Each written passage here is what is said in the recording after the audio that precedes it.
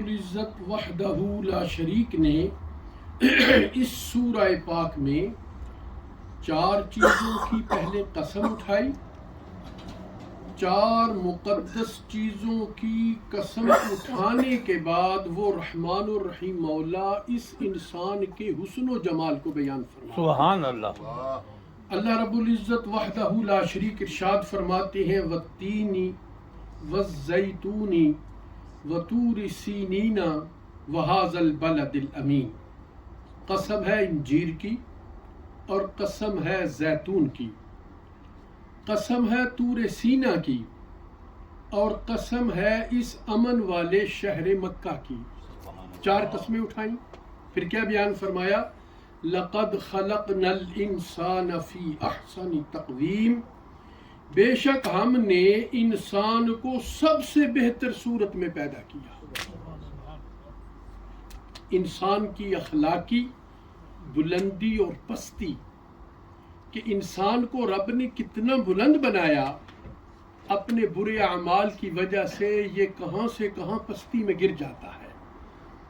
انسان کی عظمت بتانے کے لیے اللہ رب العزت وحدہ لا شریک نے 4 چیزوں کی قسمیں یاد فرمائیں، پھر عظمت انسانی کا بیان شروع کیا۔ پہلے انجیر کی، پھر زیتون کی قسم اٹھائی۔ انجیر اخروٹ کے برابر ایک پھل ہے جس میں بیج نہیں ہوتا، نہ چھلکا ہوتا ہے، بلکہ اسے انگور کی طرح مکمل کھایا جاتا ہے۔ اس کا ذائقہ بہت میٹھا ہے۔ حکماء کے نزدیک انجیر عمدہ میوہ ہے اور بہترین غذا ہے اور بہت ہی مفید دوا بھی ہے۔ یہ سارا کھایا جاتا ہے، اس کی کوئی چیز پھینکی نہیں جاتی۔ اس کے درخت کی لکڑی بے حد مفید ہے جس کا دھواں کیڑے مکوڑوں کو مار دیتا ہے۔ انجیر اور زیتون کی اہمیت اور فضیلت حضرت ابو ذر غفاری رضی اللہ تعالی عنہ آپ روایت فرماتی ہیں، آقا علیہ الصلوۃ والسلام کے پاس انجیر کا گچھا لایا گیا، آپ نے فرمایا اسے کھاؤ، پھر آپ نے اسے تناول کرنے کے بعد ارشاد فرمایا اگر میں کہتا کہ دنیا میں جنت سے اتارا ہوا کوئی پھل ہے تو میں انجیر کا نام لیتا۔ واہ واہ واہ، سبحان اللہ۔ یوں کہہ لیں کہ انجیر کو حضور فرماتے ہیں کہ یہ جنت کا میوہ ہے، یہ جنت کا پھل ہے، رب نے وہاں سے اسے زمین پر اتارا ہے۔ تو پھر حضور کیا ارشاد فرماتے ہیں، تم انجیر کھایا کرو، یہ بواسیر کو ختم کرتا ہے اور جوڑوں کے درد سے نجات دیتا ہے۔ ماشاءاللہ اس ملک میں تو ساڈے تا گوڈیاں تو چلیا ہی نہیں جاندا، خالی درد 30-35 سال کے بعد ہم سبھی جسم کے دردوں میں مبتلا ہو جاتے ہیں، تو یہاں ماشاءاللہ وافر مقدار میں انجیر ملتی بھی ہے، تو اس لیے اس کا استعمال کرنا چاہیے۔ یہ تو تھی انجیر کی فضیلت۔ جبکہ زیتون کے بارے میں اللہ رب العزت وحدہ لا شریک نے خود قرآن مجید فرقان حمید میں یوں ارشاد فرمایا کہ من شجرۃ مبارکۃ زیتونۃ لا شرقیۃ ولا غربیہ، مبارک درخت زیتون سے جو نہ مشرق کا درخت ہے نہ مغرب کا درخت ہے۔ اللہ فرمایا یکاد زیتھا یضیء ولو لم تمسسہ نار، قریب ہے کہ اس کا تیل بھڑک اٹھے خواہ اسے آگ نہ بھی چھوئے۔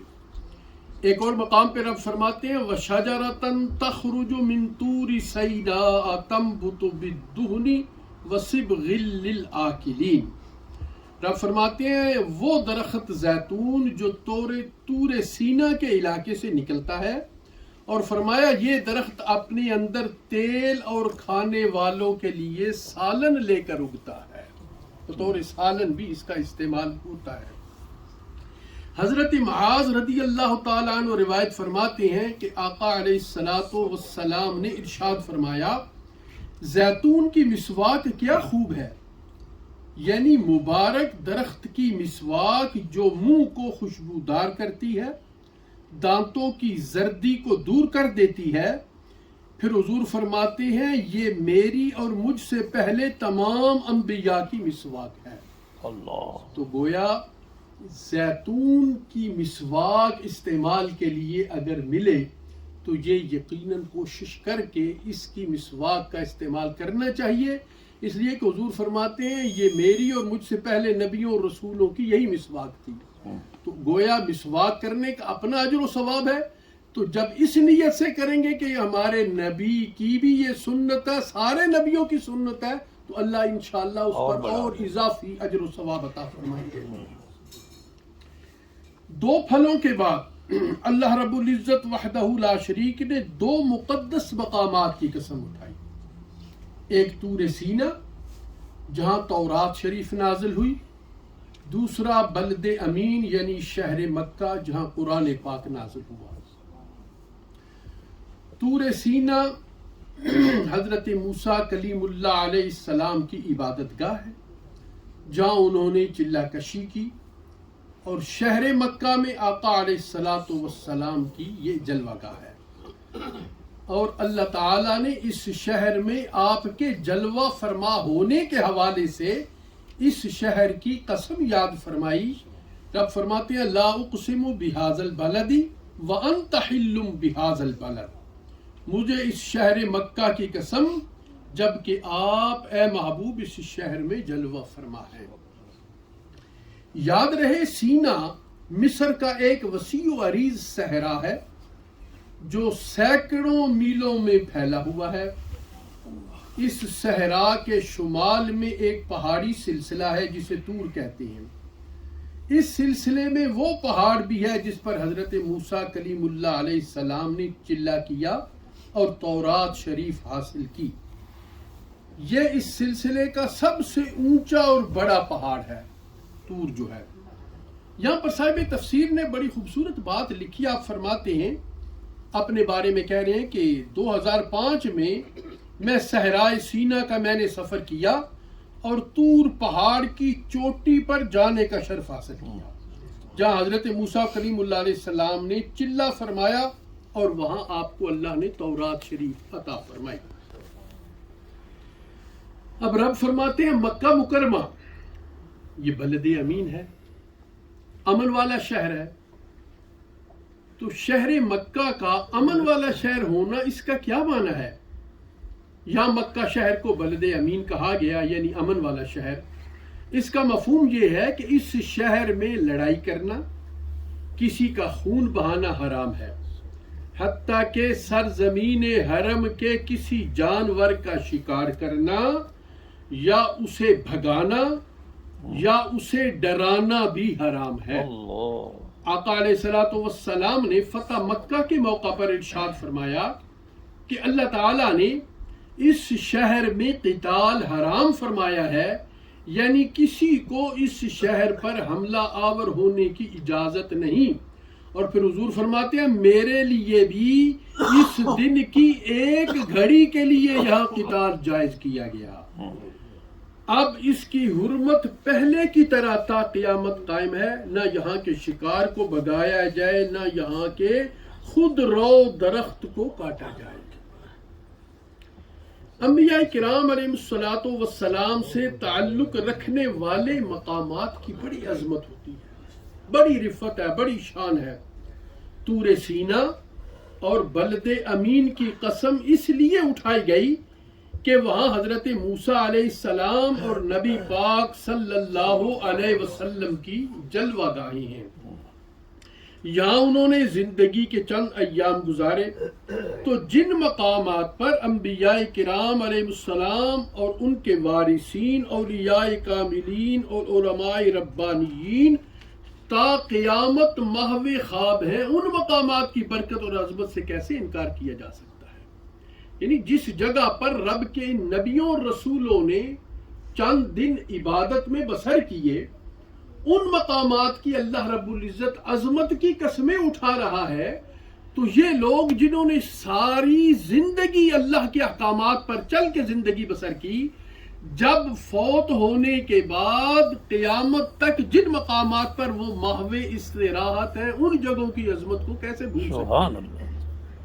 اس لیے اللہ تعالیٰ نے مسجد اقصی کے بارے میں ارشاد فرمایا کہ الذی بارکنا حولہ، رب فرماتے ہیں کہ ہم نے اس مسجد اقصی کے گرد برکتیں رکھی ہوئی ہیں۔ اب ان برکتوں سے مفسرین کرام نے قبور انبیاء مراد لی ہیں، یعنی مسجد اقصی کے ارد گرد جہاں اور برکتیں ہیں وہاں رب کے پیارے نبی اور رسول محو استراحت ہیں۔ تو جو رب فرماتے ہیں مسجد اقصی کے ارد گرد ہم نے برکتیں رکھی ہوئی ہیں، اس لیے کہ وہ اللہ کے نبی اور رسولوں کے مزارات ہیں، قبور ہیں، وہاں وہ آرام فرما رہے ہیں۔ مکہ کی عظمت بہت شان ہے، بڑی عظمت ہے، رب کا گھر ہے، مکہ شریف ہے، بیت اللہ ہے، اور بہت سے عظمت کی مقامات ہیں۔ مدینہ طیبہ کی عظمت، جب مکہ شریف اس لیے معظم ہے کہ وہاں حضرت ابراہیم خلیل اللہ علیہ السلام اور حضرت اسماعیل ذبیح اللہ علیہ السلام جلوہ فرما ہوئے، اور آقا علیہ السلام نے یہاں زندگی کے 53 برس گزارے۔ تو شہر مدینہ طیبہ کی عظمت کا کیا کہنا، جہاں قرآن کا بڑا حصہ نازل ہوا، جہاں سید المرسلین صلی اللہ علیہ وسلم تا قیامت آرام فرما ہے۔ اسی لیے نبی اکرم صلی اللہ علیہ وسلم نے ارشاد فرمایا، رب کی بارگاہ میں حضور نے دعا کی کہ اے اللہ، تو ہمیں مدینہ سے ایسی محبت دے دے جیسی محبت تو نے ہمیں مکہ سے عطا فرمائی۔ پھر حضور فرماتے ہیں بلکہ مولا اس سے زیادہ محبت مدینے کی ہمیں عطا فرما دے۔ تو گویا دونوں شہروں سے کلمہ پڑھنے والے بے حد پیار کرتے ہیں۔ مکہ بھی بندہ مومن کی جان ہے، مدینہ بھی بندہ مومن کی جان ہے۔ اللہ تعالیٰ نے مذکورہ 4 قسمیں اٹھائیں، قسمیں اٹھا کر پھر فرمایا کہ ہم نے اس انسان کو سب سے بہتر صورت میں پیدا کیا، لہذا انسان کو ہر مخلوق سے بڑھ کر اللہ تعالیٰ کی عبادت و اطاعت میں زندگی بسر کرنی چاہیے، مگر صد افسوس یہ انسان سب سے بڑھ کر اللہ کے رسول کی نافرمانی کرتا ہے۔ قدم قدم پہ، صبح سے شام، شام سے صبح، رب کے جتنے احکامات ہیں ہم ان کی توہین کرتے ہیں، ان احکامات پر، شریعت کے حکموں پر ہم چلتے نہیں ہیں۔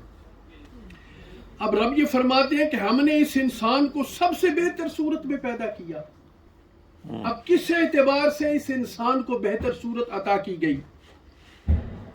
انسان کا سب سے بہتر صورت میں پیدا ہونا کئی معنی میں ہے، یعنی بہترین صورت سے مراد انسان کی شکل بھی ہو سکتی ہے، اس انسان کی قد و قامت بھی ہو سکتی ہے، اس انسان کو دی جانے والی قوتیں بھی اس سے مراد ہو سکتی ہیں۔ اس کا معنی یہ بھی ہے کہ اللہ تعالیٰ نے اسے، یعنی اس انسان کو زمین پر چلنے والی مخلوقات میں سے سیدھی قامت والا بنایا ہے۔ اس زمین پر جتنی مخلوقات چلتی ہیں، ہر مخلوق زمین پہ جھکی ہوئی ہے، مگر انسان سیدھا کھڑا ہے۔ اسے اللہ تعالیٰ نے خوبصورت ہاتھ، خوبصورت انگلیاں دی ہیں جن سے وہ اپنا لقمہ بنا کر اپنے منہ میں ڈال لیتا ہے۔ دوسری کوئی مخلوق ایسا نہیں کر سکتی۔ اور پھر اسے اللہ تعالیٰ نے ہر مخلوق سے خوبصورت تر، حسین تر چہرہ اللہ نے اس انسان کو عطا فرمایا۔ اب زمین پر جتنی مخلوقات ہیں، جتنے جانور ہیں، پرندے بھی اڑتے اڑتے جب آتے ہیں تو انہیں خوراک اٹھانے کے لیے ہر مخلوق کو اپنا سر جھکانا پڑتا ہے۔ زمین پر جھکاتے ہیں، پھر منہ سے اپنا پیٹ بھرتے ہیں، خوراک اٹھاتے ہیں، گھاس ہے، جو کچھ بھی ہے۔ تو گویا ساری مخلوق خوراک اٹھانے کے لیے اپنا سر جھکاتے ہیں۔ انسان کو اللہ نے یہ ہاتھ دیے ہیں کہ وہ بندہ مومن، تو نے خوراک اٹھانے کے لیے سر نہیں جھکانا، تو اپنے ہاتھ سے لقمہ بنا کے اپنے منہ میں ڈال، تیرا سر جھکنا چاہیے صرف اس خالق و مالک کی بارگاہ میں، بے شک بے شک. کسی اور چیز کے سامنے اس انسان کا سر نہیں جھکنا چاہیے. تو پھر رب نے اپنی ساری مخلوقات میں سب سے زیادہ خوبصورت، سب سے زیادہ حسین، سب سے زیادہ پیارا بنایا ہے اپنی مخلوقات میں، تو اس انسان کو خوبصورت بنایا. یہاں پر صاحب تفسیر نے بڑی خوبصورت بات لکھی ہے. فرماتے ہیں کہ خلیفہ منصور کا زمانہ تھا. خلیفہ منصور کے وزیر اعظم عیسیٰ بن موسیٰ، اس نے ایک دن، کیونکہ یہ بڑے لوگ جو ہوتے ہیں نا، ان کی کیفیات، ان کے مزے یہ تبدیل ہوتے رہتے ہیں. کبھی کس موڈ میں ہوتے ہیں، کبھی خوش میں ہوتے ہیں، کبھی جلال میں ہوتے ہیں. تو اس نے اپنی بیوی سے کہہ دیا کہ اگر تم چاند سے زیادہ حسین نہیں ہو تو تمہیں 3 طلاقیں. بیوی نے فوراً اٹھ کر پردہ کر لیا اور کہا میرا تو تمہارا نکاح ختم ہو گیا. اب وزیر کی زبان سے یہ بات تو نکل چکی تھی، اب بڑا پریشان ہو کہ یہ میں نے کیا کہہ دیا. اب بھاگا ہوا خلیفہ کے پاس آیا کہ حضرت یہ مجھ سے تو بہت بڑا گناہ ہو گیا، کیونکہ بڑے لوگوں کی باتیں آپس میں ہی بڑے لوگوں سے ہی ہوتی ہیں. میں تو یہ کہہ چکا ہوں اپنی بیوی کو. خلیفہ نے اس وقت کے علماء فقہا کو اپنی دربار میں طلب کر لیا اور یہ مسئلہ سب کے سامنے رکھا کہ اب شریعت کی روشنی میں یہ بتائیں کہ یہ جو وزیر اعظم صاحب نے یہ ارشاد فرما دیا ہے کہ اگر تم چاند سے زیادہ خوبصورت نہیں تو تمہیں 3 طلاقیں، اب شریعت کی روشنی میں بتائیں کہ کیا طلاقیں واقع ہوئی ہیں کہ نہیں ہوئی. تمام فقہا، بھائی ظاہر ہے انسان کہاں چاند کی خوبصورتی، کہاں اس انسان کا حسن، سب نے کہا کہ نکاح تو ختم ہو گیا. لیکن اس مجمع میں فقہا کی اس جماعت میں حضرت امام اعظم ابو حنیفہ رحمۃ اللہ تعالی علیہ کے ایک شاگرد خاموش بیٹھے تھے. خلیفہ نے ان سے کہا بھائی سب نے اپنی رائے دی ہے قرآن و حدیث کی روشنی میں، لیکن آپ خاموش بیٹھے ہوئے ہیں، آپ بھی تو کچھ بات بتائیں کہ کیا طلاق ہوئی کہ نہیں ہوئی. امام اعظم ابو حنیفہ رحمۃ اللہ تعالی علیہ کے شاگردوں نے یہی سورہ 3 کی تلاوت شروع کی. فرماتے ہیں بسم اللہ الرحمن الرحیم والتین والزیتون وطور سینین وہذا البلد الامین لقد خلقنا الانسان فی احسن تقویم. میں شروع کرتا ہوں اللہ تعالیٰ کے نام سے جو بہت مہربان ہمیشہ رحم فرمانے والا ہے. قسم ہے انجیر کی اور قسم ہے زیتون کی، قسم ہے طور سینا کی اور قسم ہے اس امن والے شہر مکہ کی، بے شک ہم نے انسان کو سب سے بہتر صورت میں پیدا کیا. اس کے بعد فرمانے لگے امیر المومنین، اس آیت کے مطابق انسان ساری اشیاء سے خوبصورت ہے، لہذا وزیر اعظم عیسیٰ بن موسیٰ کی بیوی بھی چاند سے خوبصورت ہے تو اسے طلاق نہیں واقع ہوئی. خلیفہ نے خوش ہو کر وزیر کی بیوی کو پیغام بھیجا کہ اپنے شوہر کی اطاعت کرو کیونکہ اسے طلاق واقعہ نہیں ہوئی. تو رب تعالیٰ نے اس انسان کو جو حسن دیا ہے وہ بے مثل و بے مثال حسن ہے. حضور دعا کیا کرتے تھے کہ یا اللہ جیسے میرا ظاہر تو نے حسین بنایا، میرا باطن اس سے کہیں زیادہ حسین بنا. ہم نے جب گھر سے نکلنا ہوتا ہے بڑا ٹائم لگاتے ہیں آئینے کے سامنے کھڑا ہو کے، زلفیں سنوار رہی ہیں، مونچھوں کو وٹ دے رہی ہیں، اپنا چہرہ اپنا لباس، ہم ساری توجہ اپنے ظاہر کو حسین بنانے پہ لگا دیتے ہیں. ارے میرے نبی نے دعا کی مولا میرا باطن میرے ظاہر سے کہیں زیادہ حسین بنا. رب نے جس انسان کو جو شکل دی وہ دے دی، اب ہمارے اختیار میں یہ ہے کہ ہم ظاہر سے زیادہ اپنے اندر کو خوبصورت بنائیں، اپنی عادات اچھی کریں، اپنے اخلاق پر توجہ دیں. ہم جب بولیں تو اگلے پہ قیامت نہ ڈھائیں بلکہ میٹھا بول بولیں، خوبصورت انداز میں بات کریں. تو بات تو ایسے جب بات کرتے ہیں تو اگلا کہتا ہے بس قیامت برپا ہوگی، آگ برس رہی ہے. تو یہ اندر کا حسن ہے. ہمیں کوشش کر کے اپنے اندر کو بہت حسین بنانا چاہیے. اللہ رب العزت وحدہ لا شریک اس پرفتن دور میں شریعت مطہرہ کے مطابق عمل کر کے ہم سب کو زندگی بسر کرنے کی توفیق